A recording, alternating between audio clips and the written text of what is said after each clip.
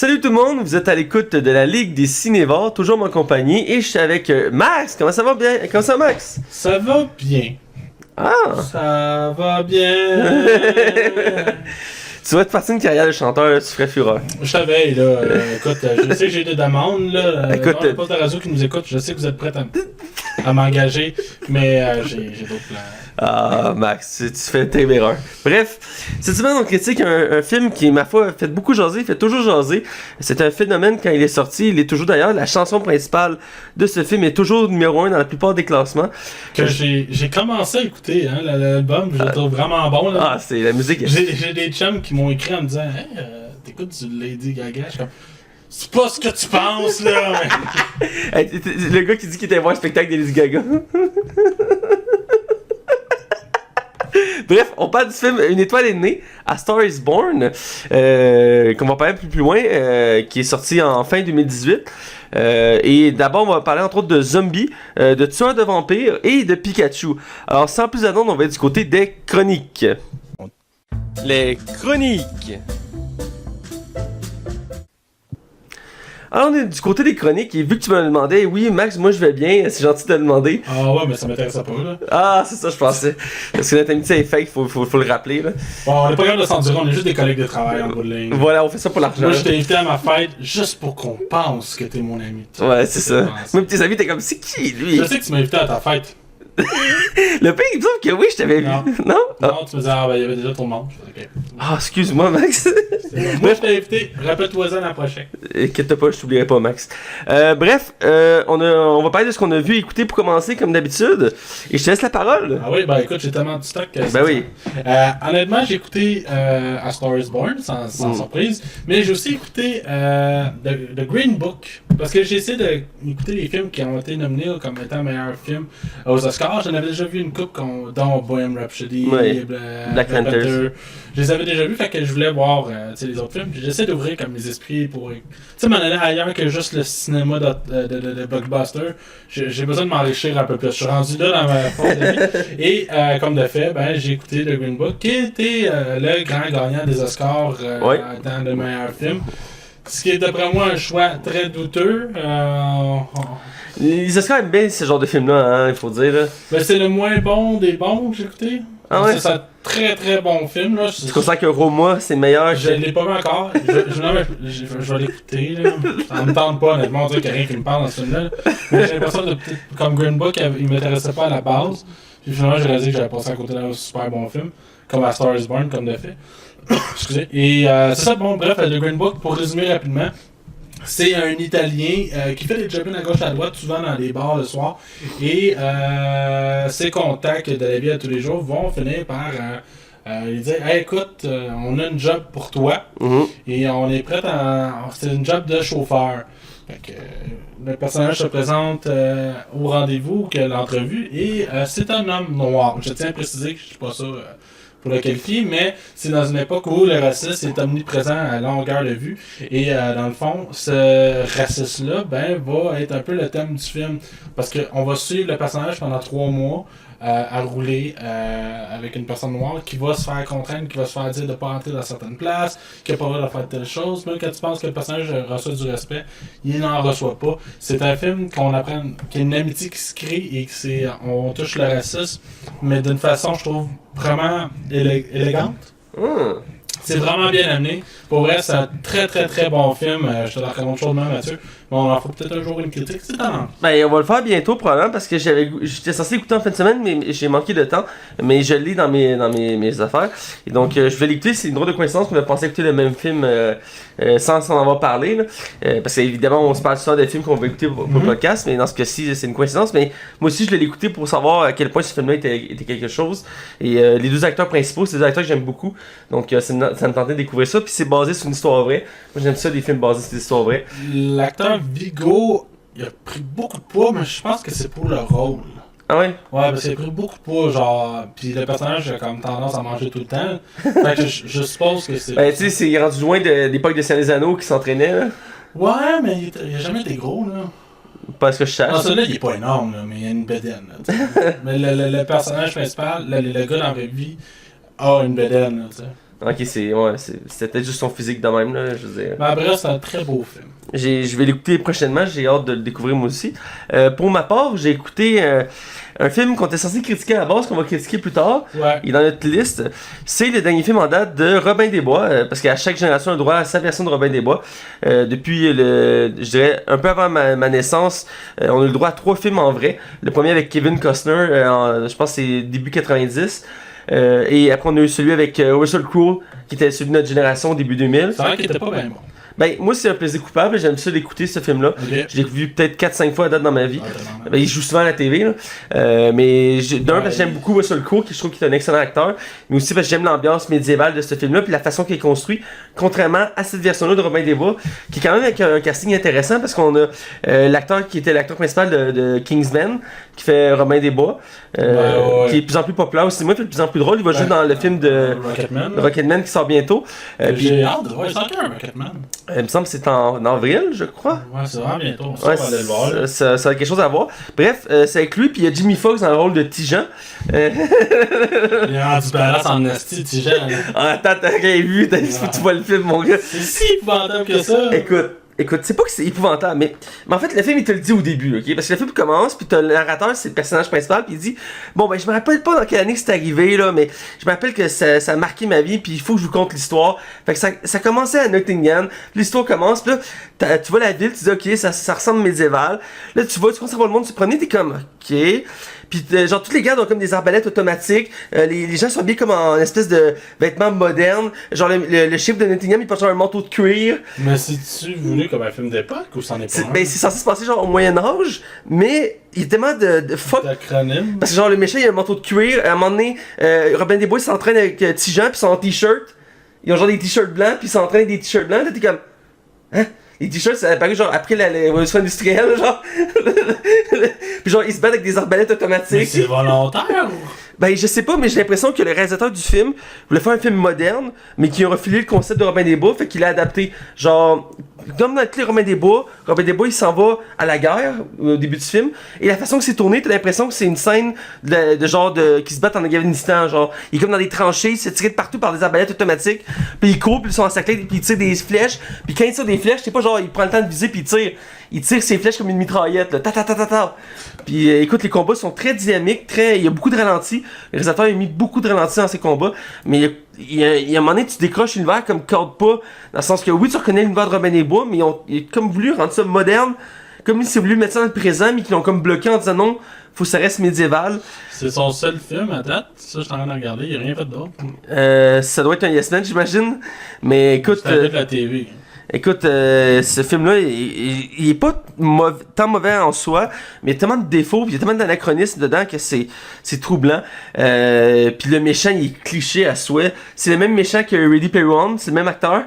Ah ouais, il joue là-dedans? C'est lui qui fait le shérif de Nottingham. Wow. Puis c'est la même personnalité, comme moi je veux être riche, je veux avoir plus d'argent, je veux dominer le monde. Tu sais, c'est comme. Il joue tout le temps des méchants comme Christopher Watts quasiment. Ouais, c'est ça, il y a comme un cliché autour de lui. Puis je dirais que Jimmy Foxx là-dedans il est correct, mais genre la façon qu'il a retravaillé son personnage, parce qu'il fait Tijan, puis Tijan, tu sais, c'est comme un. Genre il est comme chauve, puis genre c'est un blanc à la base, il se bat qu'un bâton. Là. Là-dedans c'est comme un arabe de noir, puis genre son nom en arabe c'est Tijan, puis genre il a perdu une main, puis genre son fils était. Pas de liberté du tout. Non, écoute, puis il se bat qu'un arc comme si c'était un Jedi, là. Genre, il tire des flèches à l'air de lui, genre. Écoute, les combats là-dedans sont clairement pas réalistes, surtout que. Puis à un moment donné, je vais pas trop détailler, mais à un moment donné, t'as genre un combat de corps à corps, puis t'as l'impression que c'est comme si c'était une manifestation dans le présent, puis que les soldats c'était comme des policiers, parce que leurs boucliers sont comme rectangles, comme ça, puis ils ont genre des masques, puis ils repoussent genre les villageois, puis leur donnent des coups. T'es comme. Ah!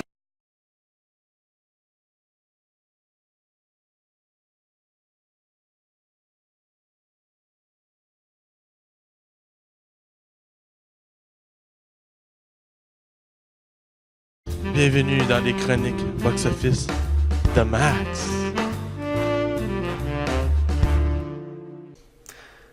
Alors on est du côté box-office, et là, c'est la partie de Max, parce que Max aime ça les gros chiffres d'odieux. Écoute, on lance du cash, on devrait avoir des faux billets juste pour les lancer, ce serait vraiment cool. Ça, c'est excellent. Fait que bref, je te laisse avec les chiffres, j'ai hâte de t'entendre, parce que c'est toujours intéressant quand même. On est comme dans une passe morte du cinéma. Là, Ben, février, c'est toujours... Ouais, c'est ça. Là, on embarque au mois de mars. Et qui dit mars dit Marvel. Et dit Marvel dit gros film. Mais, avant toute chose, nous allons retourner sur nos prédictions de la semaine passée, qui se sont avérées un peu catastrophiques. Surtout toi. En fait, on a le film Greta, qui est comme un suspense horrifique, mettant en vedette Chloé Moretz, quelque chose. Et dans le fond, il n'y avait pas eu beaucoup de com autour du film, mais le film est sorti malgré tout et a reçu un mini succès. Non, pas vraiment. En fait, moi j'avais prédit 8 millions de dollars. Et toi, Mathieu, tu avais prédit 15 millions de dollars. Et Hugo, plus ensemble avec moi. Il a gagné à Percy White. Ouais, il a donné lui 7.5. Ben le film a rapporté 4.4 millions de dollars. Ce qui fait qu'on s'est tout planté. J'étais trop emballé pour ce film-là, c'est de ma Je faute. te l'avais dit, moi, je te l'avais collé. Ouais, c'est quand même raté toi aussi. Là. Ouais, mais je suis quand même plus proche. Là. On s'entend, j'étais à 3 points. 3.6. Ouais, j'aurais pu être plus flash, mais je trouve que je suis pas si pire. Ouais. Hey, toi, t'es 7 millions au-dessus de moi. T'as carrément 10 millions de plus. Ouais. Ouais, juste pour travailler ça plus. Non, ça Je quitte cette émission. Captain Marvel étant le gros film qui sort en fin de semaine, il n'y a rien d'autre qui sort cette journée-là, c'est le film. Il y a le champ libre.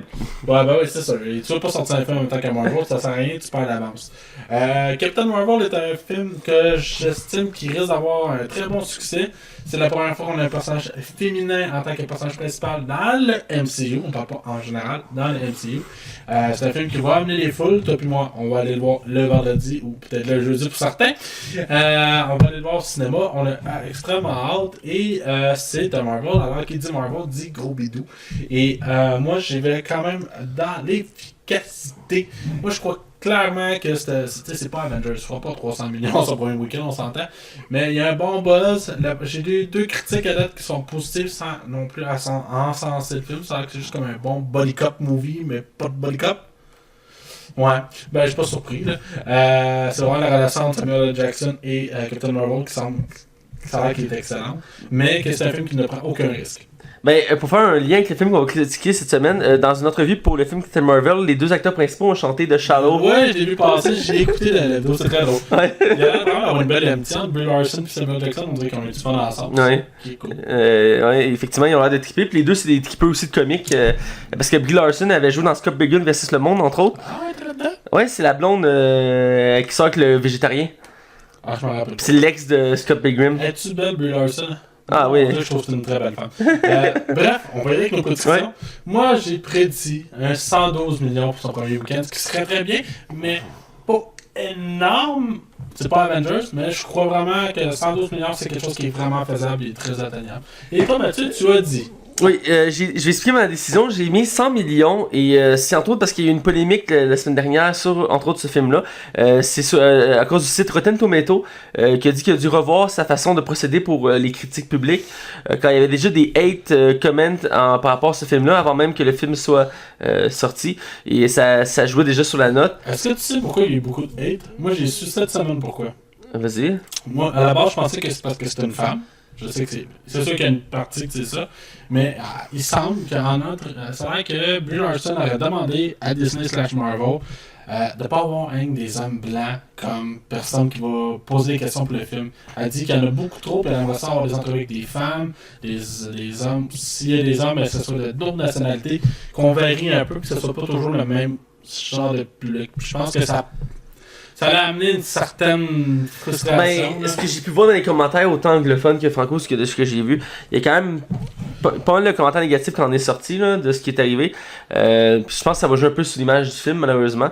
Le film va être rentable, ça c'est sûr et certain. Il va faire un buzz, ça c'est sûr et certain. Mais il est un peu entaché avant même ses sorties. Il y en a qui disaient que ça allait faire la même chose avec la Panthère Noire. Qui est le plus gros succès. Et finalement, ça a été un méga succès de la mort. Je souhaite que ce soit un succès de la mort, mais je vais décider d'être un peu plus raisonnable dans ce cas-ci et de donner juste 100 millions. Voilà. Ok, ben de toute façon, on va le savoir lundi prochain. Voilà. Pendant notre critique, en plus. Et voilà. Tout est dans tout. Tout est lié. Bref, sans plus attendre, on va du côté non spoiler. Ouais, excuse-moi, ouais. Attention, vous rentrez dans la zone non spoiler. Attention, vous rentrez dans la zone non spoiler. Alors, on est du côté non-spoiler, et cette semaine, on critique le film Une étoile est née, A Star is Born. Je sais pas c'est quoi une étoile est née, mais je connais A Star is Born. Ouais. T'es vraiment de mauvaise foi, Max, t'es vraiment de mauvaise foi. C'est la 4e fois qu'on a droit à ce film-là, c'est le 4e remake, je sais pas si t'es au courant. Ouais, moi j'avais dit que c'était plus que ça. Que oui, il y a eu 4 remakes, c'est effectivement vrai, mais qu'il y a eu plein de films inspirés au spin-off à cette franchise-là. Il y a beaucoup de films inspirés. Puis j'ai écouté un gars qui parlait justement, parce que moi après avoir écouté le film, j'ai écouté comme du monde qui parlait du film. On parle d'un total de 17 films qui auraient été inspirés par A Star is Born, qui est énorme. Je suis pas surpris parce que ça reste un film classique, même si l'autre avant celui-ci était considéré le moins bon de la saga qui était avec... Barbara Streisand, il est sorti en 1975. Alors ça faisait pas loin de 35 ans qu'on a fait. Et voilà, et le premier... 45 ans, plus que ça. On va refaire les maths. On va aller faire quelqu'un dans la continue. Et le premier était sorti dans les années 40, je crois. Et donc, ça datait de loin, ce film-là. Et chaque film a voulu revoir en... 44 ans, j'étais pas si bien. T'es pas si pire. Et à chaque fois qu'il y a un film sur ce univers-là, il y a toujours une nouvelle relecture. Et encore une fois, c'est le cas ici. On a droit à une nouvelle version plus moderne de cette histoire-là. Cette fois-ci réalisée par Bradley Cooper, qui est sa première réalisation. Ouais. Il faut le mentionner, qui est aussi acteur principal du film, qui joue Jackson Maine, qui est un chanteur en pente descendante dans sa carrière. On a Lady Gaga, qui est dans le rôle de Ali. Là, tu vas me dire, mais Maxime, pourquoi t'as mis Ali Maine? Mais dans le film, il prononce jamais son nom de famille. Et selon le wiki, c'est Ali Maine. Ah! Fait que probablement parce que à un moment donné, il y a une saison dans le film qui a fait qu'elle va avoir son nom de famille, là, mais son nom de famille n'est jamais prononcé dans le film. Ah ben, ok, j'avais pas réalisé. On a Sam Elliott, qui est un acteur vraiment, c'est un vétéran au cinéma, qui joue le frère de Bradley Cooper, qui joue Bobby Maine. Qui est clairement une génération dessus de lui, là. Ouais, clairement, là, ça paraît. Puis on a Dave Chappelle, qui joue George Tone, qui est un ami de l'entourage des personnages principaux, et qui est un acteur que j'aime beaucoup, qu'on voit de plus en plus grand écran, mais je l'ai connu dans des séries, entre autres, comme Timeless, entre autres, ou The Preacher. Il fait des rôles très variés, mais il est excellent. Dave Chappelle joue là-dedans? Ouais. Ah ouais, je savais pas. Tu m'en parles de quoi? Ouais, il joue dans Timeless puis dans The Preacher, entre autres. Je pense que c'est un humoriste à la base, par exemple. Je pense que oui aussi. Mais il fait des rôles variés, mais il est capable de faire du sérieux autant que du drôle. Puis j'aime. Je sais pas pourquoi, mais j'aime ça le voir. Il a tout le temps des bonnes répliques. Il est très. Il est comique à sa façon, là. Ouais, puis il y a un petit côté de sagesse aussi dans sa façon de s'exprimer. Ouais, lui, je pense qu'il était un temps a pu aller il s'est caché d'Hollywood pendant un temps. Je pense que c'est quelqu'un qui a eu comme beaucoup de problèmes mentaux. Je parle pas de drogue ou de quoi, là. Je connais pas toute sa vie, puis je parle un peu à travers mon chapeau. Mais je pense qu'il y a eu comme des problèmes mentaux que je pense que ça l'affectait trop, puis qu'il y avait comme plus du recul. Là. Ah, ok. Je connaissais pas vraiment sa carrière, mais. C'est un peu comme un Chris Tucker. Ah, ok, ouais, je vois le genre.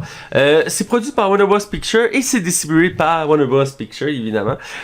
Côté critique, on a ici Metacritic qui a donné 88% professionnel, donc c'est vraiment un succès. C'est excellent. Le public est légèrement moins au rendez-vous à 84%, ce qui reste dans l'excellence pareil. C'est très bon aussi. Rotten Tomato, un peu plus des extrêmes, le professionnel donne 89%, ce qui est quand même pas rien. C'est pour l'excellence. Et le public à 80%, donc on sent des notes assez élevées. T'as-tu mis les notes aussi d'Allociné? Ouais. Ok. Maintenant on ajoute Allociné Cinoche en permanence. Je croyais que c'était juste temporaire. Mais c'est correct. Allociné, qui est la référence française du cinéma, a donné 3.3 sur 5 pour la critique professionnelle, ce qui est un peu plus léger que la critique américaine du film. Mais le public est au rendez-vous avec 4.4 sur 5. Donc ça reste dans la même lignée. Et au Québec, c'est très similaire. Ce qui est, je suis pas tant surpris, souvent les critiques françaises et québécoises se rejoignent assez bien.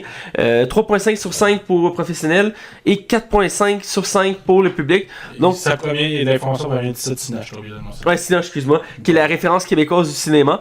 Et j'ai pas regardé c'est qui l'avait critiqué, c'était la fille ou le gars. C'est Elisabeth. C'est Elisabeth, voilà.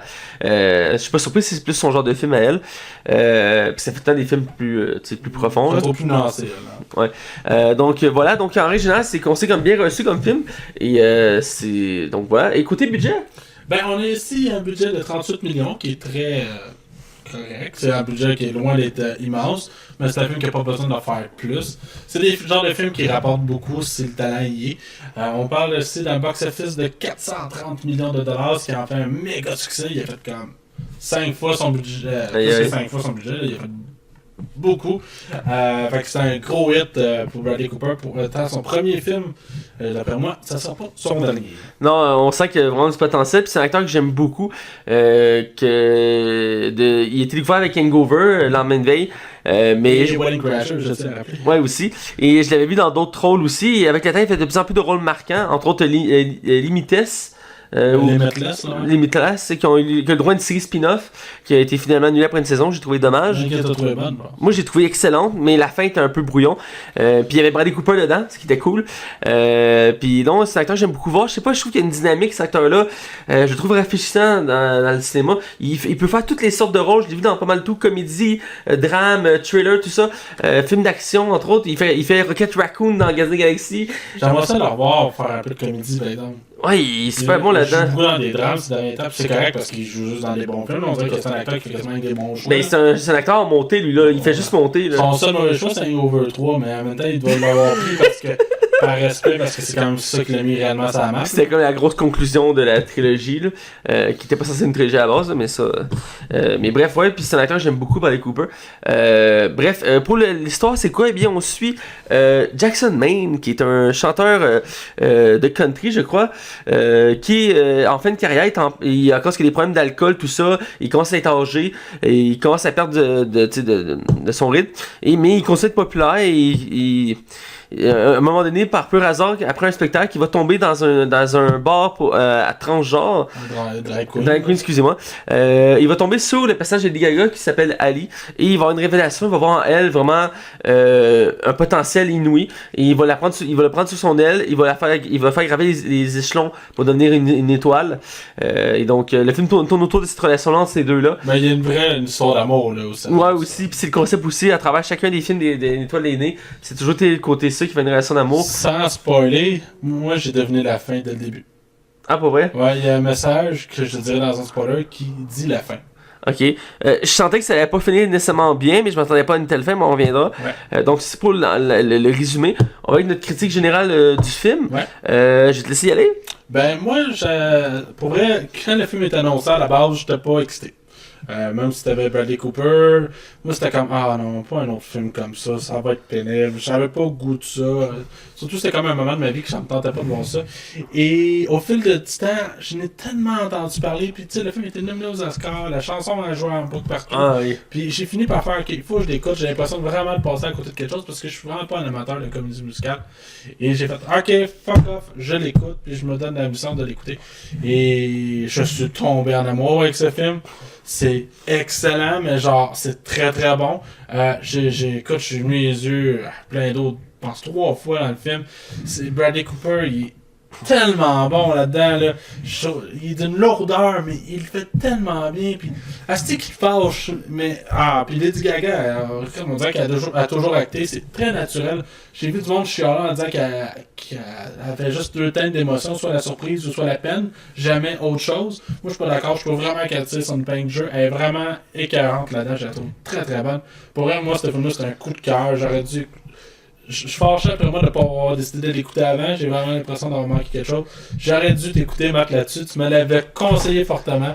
Vous l'avez entendu, je suis la sagesse. C'est un excellent film, puis je suis pas capable de pas le recommander. Fait que Mathieu, je te laisse avec la tienne. Surtout, t'aimes pas les comédies musicales d'habitude? Zéro, moi. À part Moulin Rouge, là, puis t'es juste dit. Ouais, t'es juste dit. Mais c'est un cas à part, là. Ouais, effectivement. Pour ma part, c'est un film que j'ai adoré, parce que j'aime ce genre de film-là de prime abord. Je connaissais pas vraiment ces films-là avant. Comme je dis, il y avait déjà eu le droit à 3 autres versions officielles avant. Je les connaissais pas vraiment. Quand ils ont annoncé ce film-là, je trouve ça intéressant, parce que c'est un film avec Bradley Cooper, comme je dis, c'est un acteur que j'adore beaucoup. Et il a annoncé qu'il allait réaliser, donc je trouve ça intéressant. Puis quand je vais pour la annonce avec la musique, tout ça, ça m'a tout de suite emballé. J'avais hâte de voir le film. Et la musique est excellent dans ce film-là. J'ai été accroché du début à la fin, puis je l'écoute en boucle, puis je suis pas tanné d'écouter encore. Le casting il est vraiment concentré sur 2 acteurs, qui est Bradley Cooper et Lady Gaga. Ouais, parce que quand j'ai regardé la liste du casting, c'est très peu, là. On parle vraiment de 6-7 acteurs. Là. Non, c'est ça. Et vraiment, on se concentre vraiment sur ces deux-là et c'est excellent. J'adore Patrick Cooper dans le film. Il fait un excellent musicien. Il est surprenant. Hein. Il avait jamais chanté vraiment avant pour un film. Il s'est pratiqué. Il a appris à jouer de la guitare aussi avec le fils de Neil Young. Je pense que j'ai écouté comme des... Ben, je sais que pour le chant, il a dû travailler sa voix parce qu'il était pas assez grave. Fait qu'il il a pris des cours de chant puis il a travaillé sa voix pour qu'elle ressemble plus à une voix comme rugueuse. Tu sais, comme s'il avait beaucoup bu puis tout ça. Là. Ouais. Puis c'est vraiment bien travaillé dans le film. Il a vraiment une bonne voix. On embarque dans son personnage. On a des émotions pour lui. On a de la joie, de la tristesse. On sent mal pour lui, tout ça. Il est vraiment capable de nous faire vivre des émotions. J'ai adoré ça. T'as-tu aimé Samuel Elliott? Sam Elliott, je l'ai bien aimé, évidemment il est un peu moins présent, mais j'ai aimé ça parce qu'il faisait un peu office de mentor pour Bradley Cooper. C'est lui aussi qui essaie de raisonner. C'est lui qui l'a plus son aile, techniquement. Ouais, c'est ça, puis tout le long du film, il essaie toujours de le secouer, il essaie de le remettre sur le droit chemin, puis le personnage de Bradley Cooper, il fait juste comme continuer dans sa ligne, puis... C'est le déclin, dans le fond, tu sais, vraiment, si on veut une histoire, c'est la montée et le déclin en même temps. Ouais, c'est ça, il y a comme les deux suivent sont en parallèle, là. Les deux clash pour finir que chacun va chacun leur bord, mais chacun va du sens inverse de l'autre. Ouais, c'est ça, puis c'est vraiment bien. Le film, la réalisation est vraiment bien construite parce qu'on sent vraiment cet effet-là du début à la fin. Et la façon que c'est montré, là, l'enchaînement des musiques, des scènes, il y a quelques petits moments que ça va un peu en accélérer, mais dans l'ensemble, c'est très bien. Lady Gaga m'a beaucoup surpris. Je savais qu'elle faisait de plus en plus de rôles dans des séries, tout ça, mais je l'avais pas revu en actrice. Puis la seule image que j'avais d'une chanteuse qui faisait une actrice, c'était Rihanna. Et donc, j'étais pas certain de la réussite de tout ça. Moi je pense que le film aurait mérité à se faire couper comme un 15-20 minutes. Je pense qu'il est un peu trop long. Effectivement, j'aurais possiblement enlevé 15-20 minutes, moi, au film. Puis aussi l'anecdote, j'ai oublié à la base, c'était pas censé être Lady Gaga. Non, c'était Beyoncé. Ouais, c'était Beyoncé au début. Finalement, il y avait des problèmes d'horaire, tout ça, elle pouvait plus embarquer sur le projet. Donc le projet s'est tiré, puis finalement, ils ont choisi Lady Gaga. Mais à l'origine, ils voulaient prendre Beyoncé. Ben, ce qui est intéressant de Lady Gaga, c'est que sa vraie histoire accroche beaucoup avec le Star is Born. J'ai ressenti le même effet que j'ai vu dans ce film-là que quand j'ai vu Birdman. Le film avec Michael Keaton, ouais, c'est comme un peu sa vie, un peu. Ouais. Le film est construit comme si on voyait la vie de Michael Keaton de son point de vue, mais c'est pas le cas en fait. C'est juste comme une histoire qui ressemble tellement à sa vie que le rôle était fait pour lui. Là. Ouais, c'est ça. Puis les gars, tu sais, il parle beaucoup de son physique. Il y a comme un move qu'elle fait en glissant son doigt parce qu'elle parle de son nez qu'elle aime pas. C'est vraiment arrivé dans la vraie vie. Elle fait partie de la communauté drag queen depuis longtemps avant même qu'elle ait une carrière. Elle a rushé sa vie au début pour se faire connaître. Oui, puis il a fallu qu'elle se prostitue, pas dans le sens sexuel, dans le sens qu'il a fallu qu'elle change son image pour s'adapter pour avoir un certain succès. Mais d'ailleurs, dans le film, elle est métamorphosée parce que quand tu compares avec elle dans la vraie vie, elle se ressemble pas. Là. Quand même, un peu. Parce qu'elle a full de tatou, elle a le teint vraiment plus pâle, elle est blonde, là elle a les cheveux châtains, les cheveux bruns bourgogne. Puis elle est très peu maquillée aussi. Elle est très peu maquillée, elle est bronzée un peu. On la voit nue aussi. Brièvement, ouais, ben. Elle a dit plusieurs fois qu'elle a aucune pudeur, là, dans le sens qu'il y avait un documentaire sur elle sur Netflix, puis ça avait beaucoup jasé, ça fait le buzz, parce qu'à un moment donné dans le documentaire, ce qui paraît, on la voit se promener tout nu, puis ça ne dérange pas, genre elle s'est laissée filmer de même, là. Puis ça a fait le buzz à cause de ça, parce que genre c'était un documentaire sur sa carrière, tout ça, puis à un moment donné, genre elle fait son entrevue, puis genre elle est tout nu, puis. Ouais, ça reste avec un corps humain. Tu te rappelles-tu de la rumeur que dans le temps que tout le monde pensait qu'elle avait un pénis? Ah ouais? Ouais, il y avait des rumeurs que c'était un hermaphrodite. Une chimelle peut-être? Non, c'était vraiment hermaphrodite. Genre. Ok. Ouais, il y avait eu des grosses rumeurs, et puis j'en avais entendu parler comme pendant un mois, puis c'est pas vrai. D'ailleurs, avant qu'on va dans la zone de spoiler, elle a dit en entrevue récemment, Lady Gaga, une entrevue sur les Oscars, qu'ils ont demandé des rumeurs d'elle puis Bradley Cooper. Ouais. Puis elle a dit que c'était de la merde, il fallait pas se fier au ragot sur les réseaux sociaux. Les réseaux sociaux, c'est la poubelle du monde, genre. Puis qu'il y a rien entre les deux. C'est vraiment de l'amitié. Ouais, c'est ça, de l'amitié peu. Puis c'est une film d'amour, puis c'est une chanson d'amour. Donc c'est normal que les gens embarquent dessus. Mais elle avait dit aussi qu'elle était satisfaite que ces rumeurs-là arrivent d'une certaine façon parce que le monde ils ont tellement cru qu'ils voulaient que ça soit pour vrai, là. Ouais. Tu sais, on sait pas ce qui peut arriver dans l'avenir parce que Lady Gaga est devenue célibataire depuis peu, elle a brisé ses fiançailles. Ouais, mais là ça a alimenté les rumeurs. Surtout qu'elle était fiancée, c'est pas comme si c'était juste un chum, elle était fiancée avec ce gars-là. Mais en même temps, je crois vraiment qu'il y a une réelle amitié qui s'est créée entre les deux acteurs. Mais à un moment donné, faut. Hein? On s'en colline de leur vie privée. Oh, mais ce serait pas la première fois qu'il y a un couple secret dans un film de ce genre-là, là, je veux dire. Non, définitivement. Comme Brad Pitt et Angela Jolie, c'est Monsieur et Madame Smith. Ouais, c'est un très bon exemple. Cléopâtre dans le film Cléopâtre. L'actrice qui fait Cléopâtre dans le film Cléopâtre, excusez-moi, c'est Elizabeth Banks, c'est ça? Ouais, ou Twilight aussi, t'avais. Ouais, Twilight, ouais. Deux acteurs principaux. High School Musical, mais ça n'a pas été longtemps. Non, Vanessa Hudgens puis Zac Efron. Ouais. Oh, ouais. Ben, moi aussi, avoir été Zac. Bref, est-ce que tu as d'autres choses à rajouter ou... Non, c'est des petits commentaires que je voulais faire là-dessus, mais en règle générale, c'est vraiment un bon film à découvrir. Même si on n'aime pas le genre musical, le film est profond, il fait vivre des émotions, avec des tournures surprenantes. C'est un beau film. Puis, ouais, bref, c'est ça. Fait qu'on va être du côté spoiler pour en parler plus en détail. Attention, vous rentrez dans la zone spoiler. Attention, vous rentrez dans la zone spoiler. Alors, on est du côté spoiler.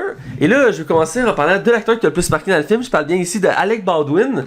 Oui, hein, c'est vrai, il fait une petite apparition. Ben, dans le fond, ce film-là, ce qui est drôle, c'est que le monde qui existe réellement dans notre monde existe dans ce film-là. Ouais. Genre, Alec Baldwin existe. Genre... Il fait son propre rôle. Ouais, oui, c'est ça. Puis il y en avait un autre aussi. Il y avait une émission, un animateur d'un talk show, là. Ouais, c'est ça. Ouais, je trouvais ça drôle, là. Parce que Alec Baldwin, c'est un gros acteur américain, je veux dire. Il fait des gros films, tout ça. Il joue dans Mission Impossible, pis tout. Puis il arrive là-dedans, puis il joue une scène de 1 minute, là. Il a une seconde. C'est un caméo plus qu'autre chose. Ah, ça, il monte une scène, il se retourne, il dit une phrase, puis. Bienvenue à Saturday Night Live. On vous présente les gars. J'étais vraiment surpris qu'il fasse ça, qu'il ait pris Bradley Cooper juste pour. Pas Bradley Cooper, mais Alec Baldwin pour une Ça devait être un scène. des moins chers, là. Ben, il coûte quand même cher, Alec Baldwin, là, je veux dire. Pour 20 secondes. Non, 20 secondes, je sais, mais quand même, c'est un gros acteur. C'est comme Bruce Willis qui coûtait une fortune pour 3 jours de tournage. Ouais, il a refusé ça, c'est Stallone de payer aussi. Ouais, mais c'est un exemple, les acteurs peuvent coûter cher pareil. Bref, je voulais juste le mentionner, je trouve que c'est drôle comme film, mais on va recommencer ce début. Avec la mise en. Moi, j'ai bien aimé l'intro qu'on suit d'abord. Le personnage de Bradley Cooper qui, tu vois vraiment sa vie résumée assez rapidement au début du film parce que il va à un spectacle, tu vois qu'il arrête pas de boire, qu'il est comme pas là. Il a des problèmes d'alcool. Des problèmes d'alcool, tu vois qu'il est pas vraiment du monde, tu sais. Il est vraiment autodestructeur, là. Ouais, tu vois, il se fout un peu de sa vie, il fait ce qu'il veut, il se pogne avec son frère. Tu sais, le film commence assez brut, puis rapidement, il se promène à travers la ville en limousine, puis il est comme, j'ai goût de boire. On arrive quand? Il fait, ben, c'est encore dans genre une demi-heure. Il fait, c'est trop long, trouve-moi un bar, là. Fait que il tourne dans une rue, puis comme de fait, c'est le bar où que. Il rencontre Lady Gaga, tu sais, il y avait combien de chances. Tu sais, puis c'est un bar de genre de drag queen. Une des choses que j'ai aimé, c'est que la musique, oui, est dans le film partout, mais elle pollue pas le film, dans le fond. Dans le sens, il n'y a pas des chansons à toutes les 2 minutes, ou quand il y en a, des fois sont brèves ou sont coupées. Ouais. À part la dernière chanson du film, en général, on y va vraiment de surface. Même de Charlot, je pense qu'elles font même pas au complet. Là. Shalom me semble qu'il a fait au complet. Je peux me tromper, mais il me semble, parce que c'est pas toutes les tunes qui font au complet. Sinon, qu'est-ce qu'on peut rajouter? La rencontre de Lady Gaga? Ouais, ben, une petite mention intéressante, puis ça, moi, j'étais au courant, mais les prochaines chansons que chante Lady Gaga, les chante en français? Oui, la chanson, c'est une chanson de Edith Piaf. Edith Piaf, ouais. Ouais, puis peu importe la version qu'on écoute, c'est vraiment elle qui chante en français. Oui, ça paraît. Puis c'est pas la première fois, à plusieurs reprises, à travers des émissions, tout ça, de chanter des chansons en français, puis elle parle français. Entre autres parce que c'est un réalisateur québécois qui avait laissé une chance pour... Ça, comme Bradley Cooper qui parle très bien français. Aussi, ben, lui, c'est... Lui, il est bilingue, là, littéralement. Littéralement. J'ai vu l'entrevue, puis j'étais bluffé. Ça, ouais, moi, ce gars-là, il est parfait, je le dis encore. Ah, écoute, je sais que tu veux le marier, là, mais... Ouais, s'il veut. Je suis hétérosexuel, mais je vais t'avouer que lui... On va commencer à partir des rumeurs. Bref, que je veux dire, ça, elle chante en français, puis du coup, j'ai reconnu Lady Gaga dans sa première prestation, parce que, tu sais, c'est la seule fois qu'elle est maquillée. Ouais. Elle a comme des cheveux noirs avec des faux sourcils, puis elle porte genre, je pense, une robe bizarre, puis là, elle chante en français, puis c'est comme détaché, puis comme tout le monde focus sur elle, puis il y a comme un silence. Puis là, t'es pas sûr si c'est bon ou pas, parce que les gens sont comme... Douteux. Ouais, puis là, elle finit de chanter, puis là, c'est comme... Ouais! Ouais, mais pour elle, c'est la seule chanson de film qui m'impressionne pas. Elle a la misère à la chanter. Ouais, mais, tu sais, on voit que, tu sais... on voit clairement que c'est pas le français sa langue forte, là, mais on voit qu'elle est capable de se débrouiller. Ouais. Puis c'est aussi pour comme montrer un peu qu'elle a une voix assez unique. Parce que veut pas, chanter en français, c'est beaucoup plus difficile que chanter en anglais. Ouais, surtout quand t'es anglophone. Là. Ouais, surtout parce qu'il y a beaucoup plus de mots, puis les accents. Puis nous autres, on est plongé dans l'anglais tous les jours, fait que c'est plus facile en quelque part. Ouais, mais quelqu'un qui. J'ai plusieurs de mes amis qui sont des immigrants qui m'ont dit que le français était pas évident à apprendre parce que. C'est une des langues les plus difficiles. Il y a tellement de règles, il y a tellement de sons, il y a tellement de. Ouais. Dis-moi donc ce que c'est déjà de Ouédon Corniard. C'est une règle en français, puis je sais pas c'est quoi. Hein? Il y a une règle qui s'appelle Ouédon Corniard. Ouais, mais je sais plus qu'est-ce que ça veut dire cette règle. Moi non plus, c'est ça, je te dis. Ouais. Ça te prouve comment le français. Ouais, mais bref, supposé que la rencontre entre les deux, j'ai trouvé ça vraiment bien. Parce que rapidement, Bradley Cooper va être fasciné par elle. Ils vont passer la soirée ensemble. Et ils vont aller d'aventure en aventure, dans le sens que elle va se blesser, elle va le défendre dans un bar parce qu'elle va frapper un gars qui est trop acharnant envers lui. Puis lui, comme full surpris, fait qu'ils vont à une épicerie. Il achète genre un sac de légumes. Puis après, ils vont s'asseoir dans le stationnement. Il prend soin d'elle, tout ça. Puis tu sais, ça clique de même. Puis là, tu te dis, ok, ça reste de même. Il retourne chez elle. Puis tout de suite, il lâche pas. Le lendemain, il l'invite à son spectacle. Puis il insiste, puis elle lâche sa job. Puis elle, genre, elle travaille dans une cuisine. Puis tu sais. Puis c'est ce qui. Tu sais, ça prouve que c'est une adaptation moderne. Tu sais, il l'amène sur scène pour chanter de Shallow, justement. Puis. Dans le fond, elle devient virale, là. Ouais. Fait que c'est là qu'elle commence à avoir une popularité, là. Ouais, puis écoute, j'ai trouvé qu'il y a une séparure entre avant qu'il chante de Shallow puis après qu'il chante de Shallow. Ouais. Je sais pas si ça a trouvé le même effet, mais j'ai trouvé que le film allait en accéléré au début. Ça montait ça montait en Ouais, pente. ça avançait bien, je trouvais. Puis à Shallow, c'était comme le point culminant. Puis là, après, ça. Ouais, ben c'est ça, il y a une baisse de régime dans le film, à un moment donné, je te dis, il y a comme 15 minutes, justement quand Bradley Cooper se ramasse chez Dave Chappelle, Ouais.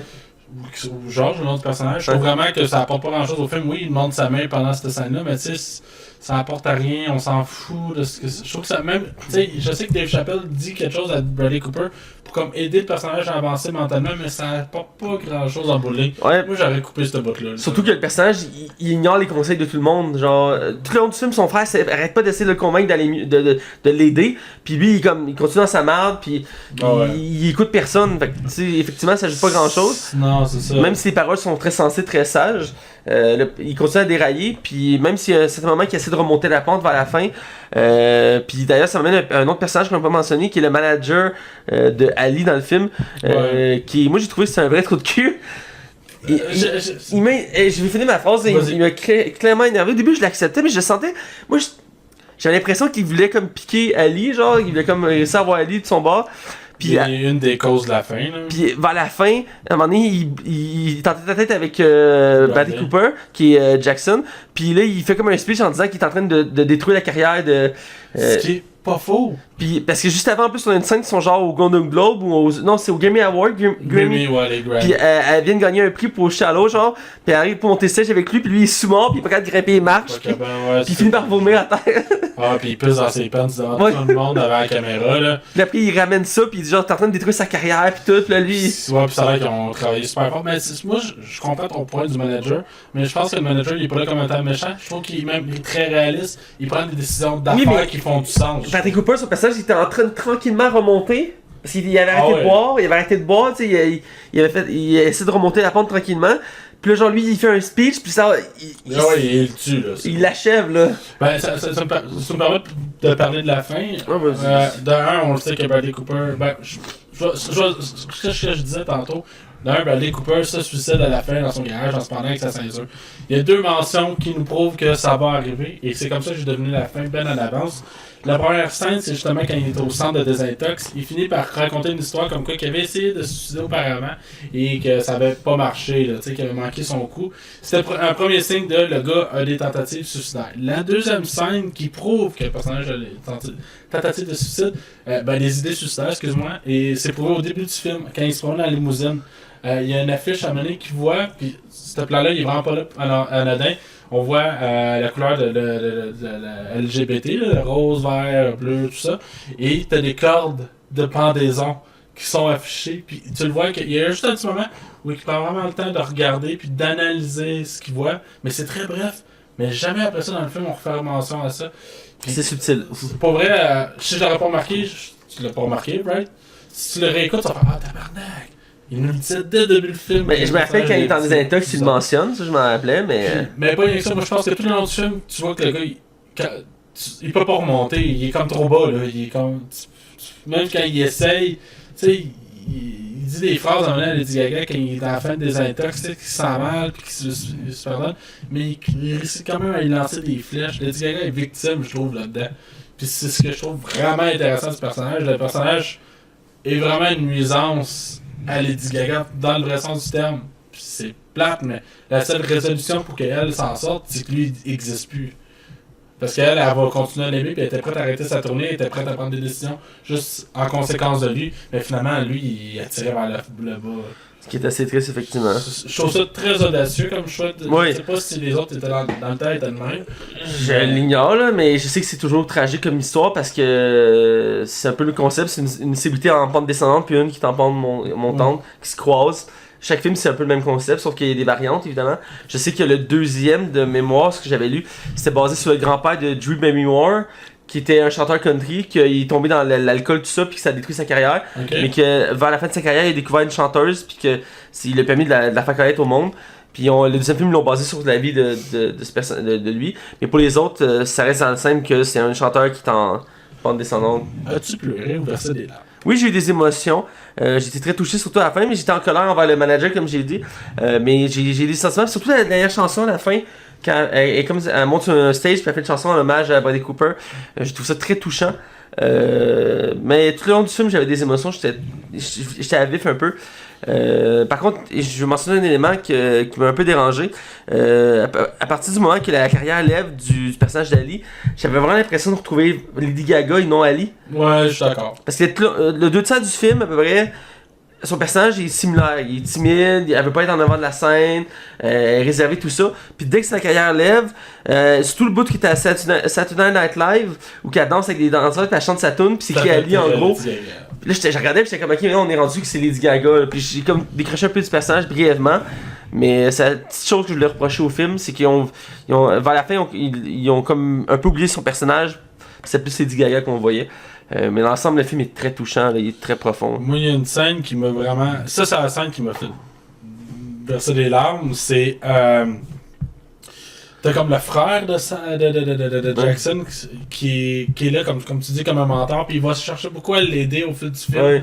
Et dont une fois où il apprend que le corps de leur père c'est parti dans une tournade, là, c'est un autre terme qu'ils utilisent, puis que le corps a disparu, puis dans le fond, où que j'amène avec ça, c'est que ça affecte beaucoup Bradley Cooper parce qu'il a toujours vu son père comme un mentor. Mais en bout de ligne, c'est pas vrai. C'est son frère qui voit comme un mentor parce que son frère est une génération plus Ouais.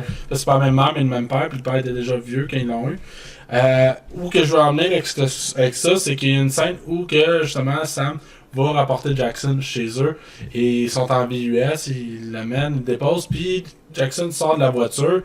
Puis il dit, tu sais, en bowling, ça il prend tout son courage. Il dit, finalement, c'était pas Pan que je l'idolâtrais, c'était toi. Puis il ferme la porte. Puis t'aurais pu finir là, mais tu vois juste Sam qui surveille pour reculer. Puis il a les yeux pleins d'eau rouge, automatique, là. Il pleure, là. Tu sais, ça l'a chamboulé. Je suis venu. Ah ouais, là, j'étais comme. Tu sais, c'est souvent des exemples qui montrent comme des plus tough. Quand tu les vois comme avoir des émotions qui viennent les chercher vraiment profondément, je trouve que c'est incroyable. Je vais nous rappeler la scène en tête, puis elle est très touchante. Très poignante, je trouve. Puis ça montre parce que son frère est comme d'une autre génération, puis ça montre un peu à l'époque où les hommes devaient garder leurs émotions pour eux. Oh, ouais. Puis tu vois que quand il a face rouge, tu vois qu'il est capable de se retenir, là, il est comme. C'est plus fort, là. Il venait de. C'est comme il brisait le cœur, mais d'une bonne façon. Ouais, là. c'est ça, puis alors c'était super beau comme scène. Moi, c'est la scène qui m'a fait le plus ça, puis les gars qui pètent ses cadres, là, je veux dire. Il y a comme une montée, ou juste quand Sam il dit justement à Lady Gaga, quand on sait que Jackson s'est suicidé, à quel point que dans le fond c'était de sa faute à Jackson, puis que c'était pas la faute de Lady Gaga, parce qu'elle culpabilise. Ouais. Par exemple. Puis, bref. As-tu autre chose à rajouter? Moi, je pense qu'on a fait le tour. Non, je pense qu'on a fait le tour du film, on peut aller directement à la note. Je pense que ce serait le bon moment pour ça. Écoute, je vais te laisser y aller. Ben, moi, je donne un 4 sur 5. C'est excellent. Faut voir ce film-là. La musique est excellente. Comme première réalisation, je trouve Bradley Cooper sont vraiment son épingle du jeu.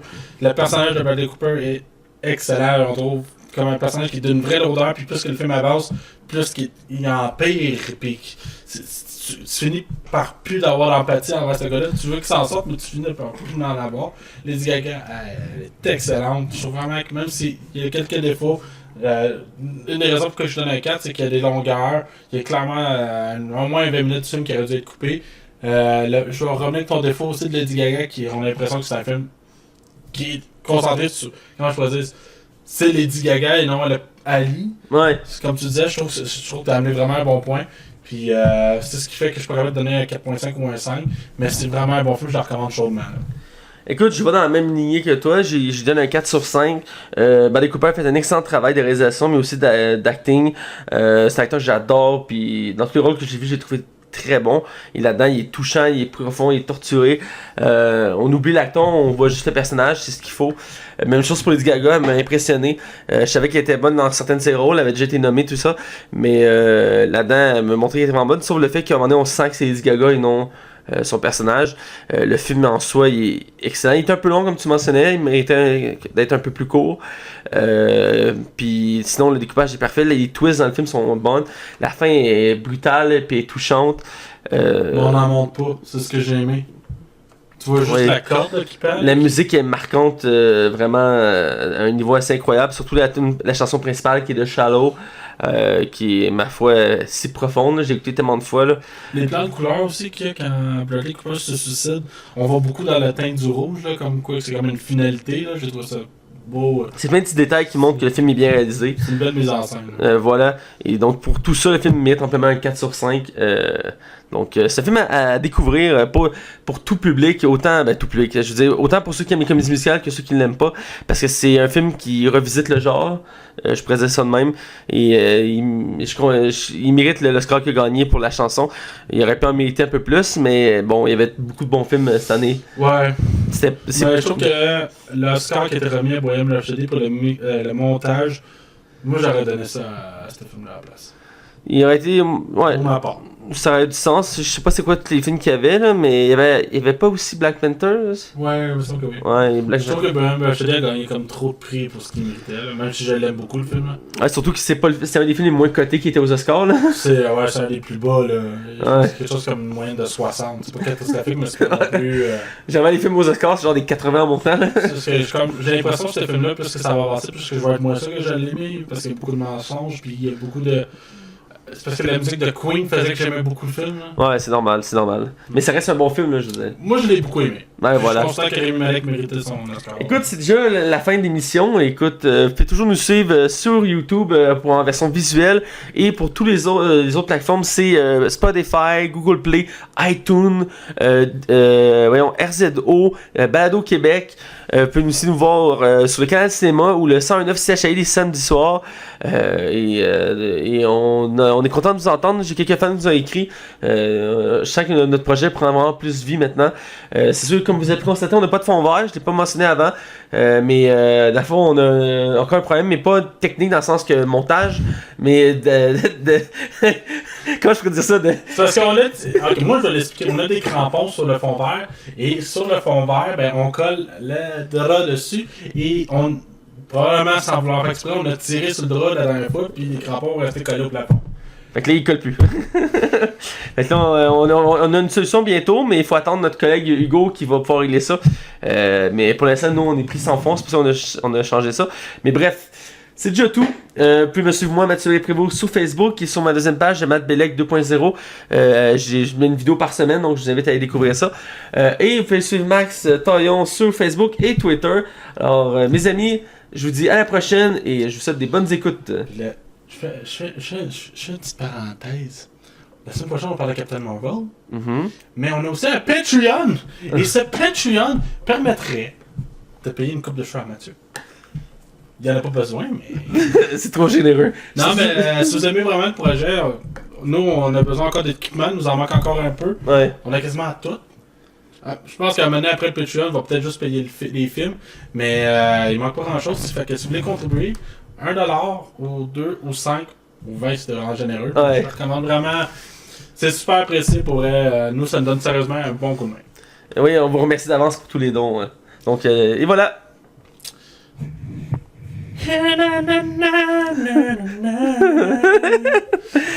Shadow, tell me something, girl. On va arrêter là.